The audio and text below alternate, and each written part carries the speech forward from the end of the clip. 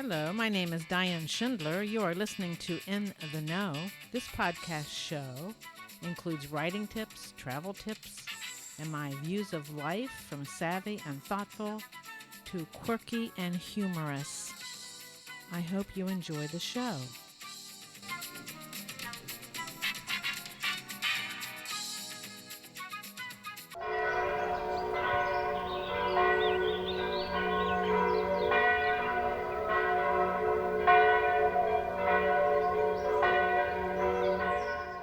Bom dia from Madeira Island, Portugal. This is my first podcast from Portugal, and I've been here 2 weeks and 2 days. It's remarkable. I'm going to talk today about Madeira Island, Machico, a community on Madeira Island, Moby Dick, stay tuned for that, o Museu de Baleia, as well as my adjustments to my new location so far.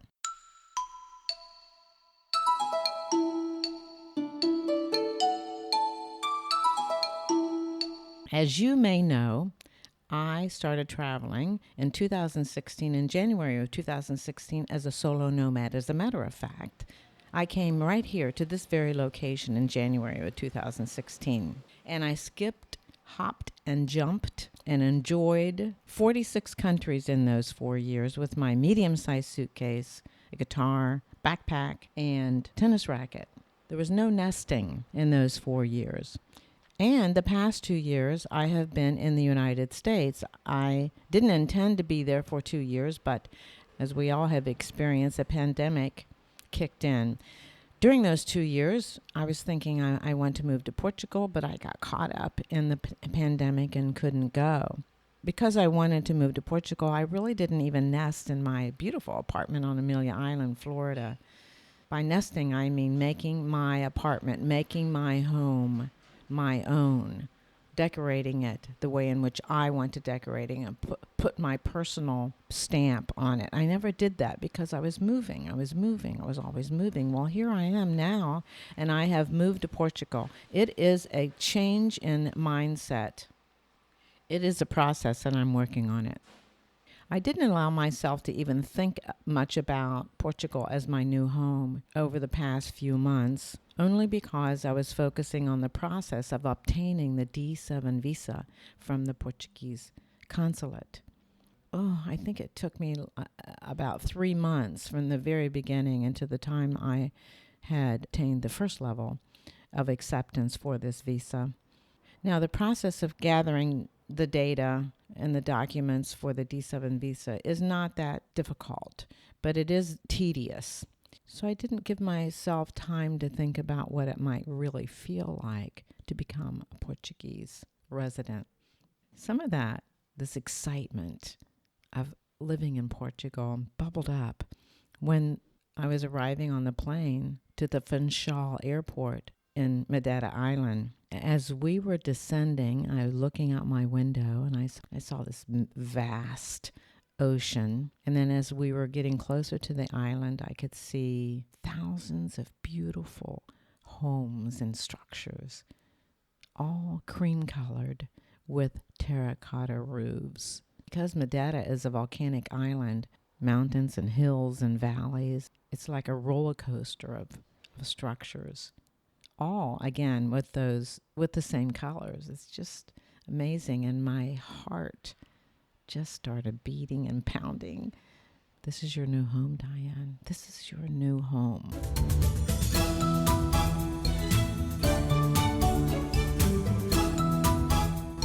When I first arrived on Madeira Island, I stayed in a community called Canaçol. I had 8 days with this incredible view. This 2-bedroom, 2-bath, large apartment had 2 exterior walls, and those exterior walls were lined virtually with windows and sliding glass doors. Each external wall, was 35 feet long, I would say, overlooking the ocean and overlooking Canaçol. It was an incredible view. Now, if you watched on Facebook, I've posted some of those views, and I'll post some of them also in the show notes. But I stayed there as just sort of a relaxing, just to do nothing but have wine, and look outside and do a little walking. After 8 days in Kennesaw, my apartment in Machico was ready.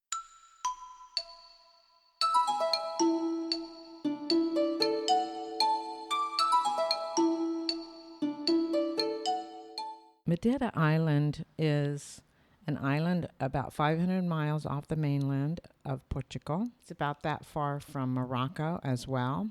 It's 38 miles long. It's a volcanic island. Funchal is the capital. Machico is on the northeast side of the Madeira Island, once a fishing village and now a lovely community with restaurants and shops. And of course, there's a beach here. And every Sunday evening they have music. There are areas to play sports, basketball, volleyball. And as I said, there's a beach. Often people swim laps on this beach. Well, I need to swim laps, but I can't swim on the beach because I wear my goggles and look at the bottom of the pool to see where I'm going. So I was kind of afraid. So let me digress on that. I am swimming. I made arrangements with the Dom Pedro Hotel here. They have a beautiful saltwater pool. Saltwater, I love it. And I said, can I go swimming? I'm not a guest. I'm happy to pay. And they said, of course you can go swimming. You do not need to pay. So every other day, I'm swimming in the San Pedro Hotel. Saltwater pool, all by myself in the morning around 8 o'clock. That is lovely. So again, here in Machico, it's beautiful. Restaurants, shops, everything that you would need. Grocery stores, Pingo Doce, Continente, Farmacia. It's a beautiful spot. Machico is the most eastern village, and it's also the most popular area in Madeira Island with a population. In 2011, it said about 22,000. I think it's probably increased. It's probably increased in number since 2011. But let me begin. Let me tell you a little history about Machico.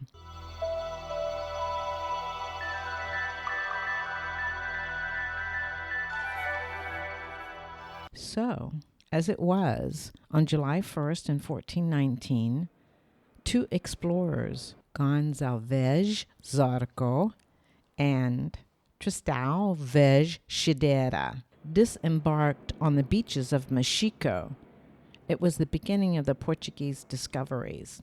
So how did the name Machico come into existence? Well, there's a romantic legend, true or not, it's worth repeating. Seemingly, two lovers escaped from England where their love was forbidden and condemned by the church. Robert Machim, Machim, and his lovely Anne. As fate would have it, they shipwrecked and died on the island where the first explorers arrived. They encountered two crosses to which they attributed to the lovers. The name on the cross appears to be a, quote, corruption of the surname Machim, Machim. Therefore, Machico was born.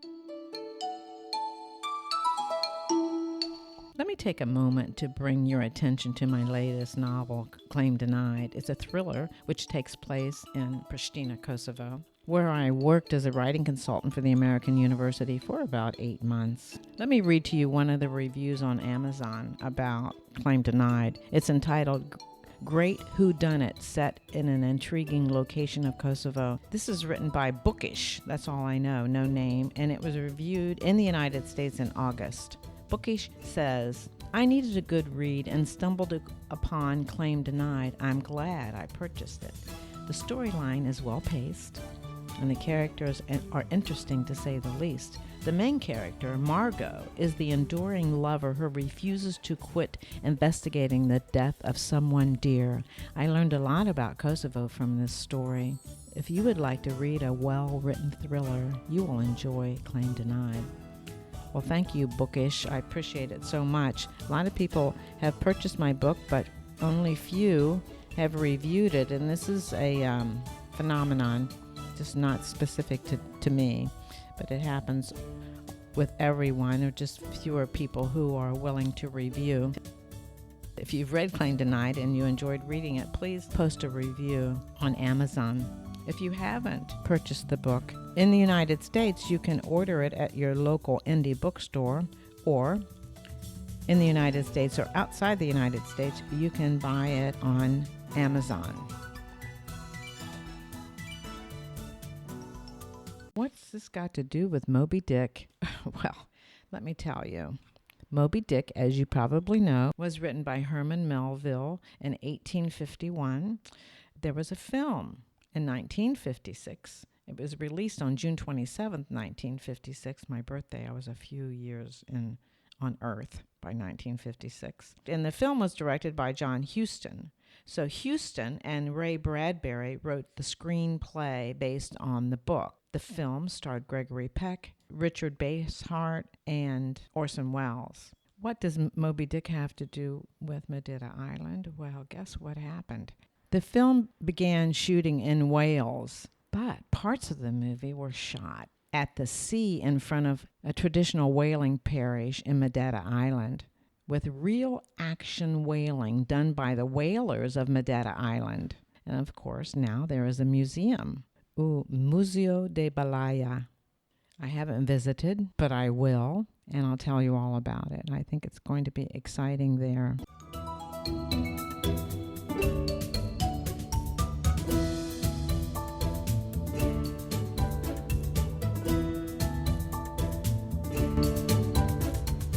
Now I'm on to adjusting. When you move to a new location, there are all kinds of adjustments that have to be made. When you move to a new location that has a completely different culture, triple it. But first, just the basic things about adjusting. I am in this lovely apartment in Machico. It's 2 bedrooms, 2 baths. The bedrooms have drawers, of course, lovely drawers. And so when I came here and I began unpacking, I put the things away in the drawers. I put my clothing and all my possessions away in the drawers and in the closets. So now what I do is try to find where I put what. Sometimes it'll take me 15 minutes to find the shirt I want or the pants I want. It's just ridiculous. I looked one day. I know for a fact that I brought Cetaphil moisturizing lotion. Now, do you think I could find that? I looked and looked and I thought, did I not pack it? Maybe I didn't pack it. Oh, I couldn't find it. So I went to the store, of course, walked in, tried to say Cetaphil, and I wrote it down. And, they said, no. And I ended up buying something else. I come home and guess what I found? I found the moisturizer. I'm missing things. I can't find things. I'm stubbing my toe. Twice I stubbed my toe on the shower stall. Just pick up your feet, Diann. I didn't have to lift my feet in the shower stall when I was in the United States.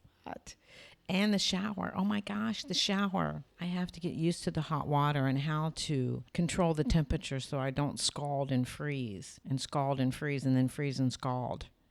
I'm hyper. I'm excited about everything. But everything is a little harder to do. Everything takes longer. To open up the plastic box that has my laundry detergent was hell. I struggled. I got a knife and I thought I stabbed it. And I still could not open this damn box. I wanted to throw it across the room, but I didn't. And the only reason I didn't is not because I was disciplined, but I thought to myself, I'm going to have to clean up a huge mess if I throw it across the room. And how long will it take me to clean up that mess with a new broom, a new vacuum cleaner, new to me, all that? So it's been just 2 weeks and I'm still struggling, still losing things, still taking me forever to do the simplest things. I read someplace it takes a month. Lord. Well, stay tuned. Hopefully next month. In 2 weeks, I'm looking forward to simplicity as I manage to adjust to my new location. Add to that, as I said before, the culture. I happily walking to Continent, which is a grocery store, and also there's Pingo Doce, which is a grocery store, 2 different grocery stores. And the terrain here, how you walk, is not level. It's stones. Some areas it's stones, like kind of flat and round stones up on their edges and set in concrete. That's the easiest part. But the other ones are like little slate bricks. I don't know what they are. And they're not even. So walking is a bit challenging. I started out with my Birkenstocks. That was a big mistake. So now I'm using my tennis shoes for long walks. But I'm walking to the grocery store and we're trying to recognize shampoo instead of conditioner. I bought conditioner thinking it was shampoo. I bought conditioner for the laundry thinking it was laundry detergent. I did 2 loads of laundry with laundry conditioner. Okay. Anyway, so I'm adjusting. It is fun. It's fun. Just take a deep breath. Know it's going to get better.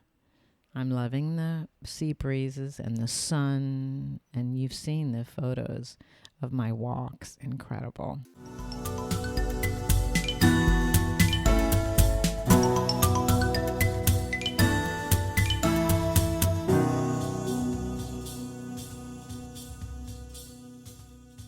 Let's go back to the beginning of this podcast, though. I want to talk a little bit more about my arrival on that day at the Funchal airport. Besides my, coming back down and having that emotional experience of recognizing that this is my home.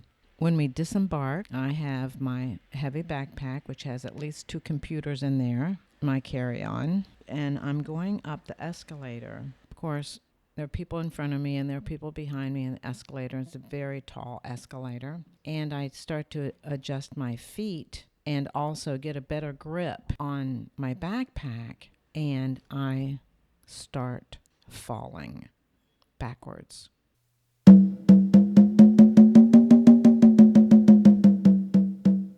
I start falling backwards and there's nothing I can do about it. I'm trying to grab on to the handle there. I can't find it. And suddenly behind me, I hear the noises. Nobody's screaming, but people are grunting. And the men, I can hear them grunting and groaning, and I'm still falling. And I think, what am I going to do? Then somebody pushes my backpack and uprights me. There are hands all over my butt and my legs and my arms. And just as quickly as I was falling, now I am upright. It seemed like forever, and it was probably a total of 30 seconds. And I heard people in the back after they were grunting, and they started laughing when I was upright, and I heard them say in different languages, team effort, team effort. When we got to the top, I turned. I saw this little boy, and I just got so upset because I could have fallen on this little child. I said, oh my gosh, I'm so sorry. They said, it's okay, it's okay, it's okay. I just shook because I thought I could have fallen on people. I kept shaking for at least 10 minutes. Welcome to Portugal. Talk about an adjustment and how sweet and kind everyone was. Then I proceeded to the immigration area, where they look at your passport. As I walk up to the window, a nice young man looked at me and said something that made me understand he wanted me to take down my mask as he looked at my passport. So I did that. And he said, "Oh, you are a resident."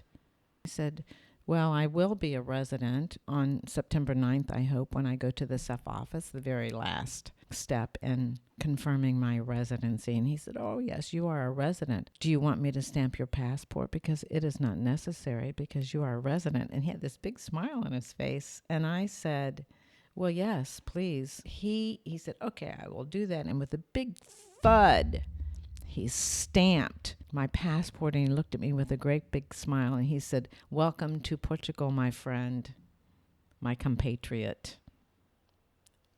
Then is when it really hit me. I walked away, started walking down the stairs to pick up my luggage. The emotions just came to the forefront, and I sobbed. Silently, I sobbed and thought, this is my home. This is where I live now.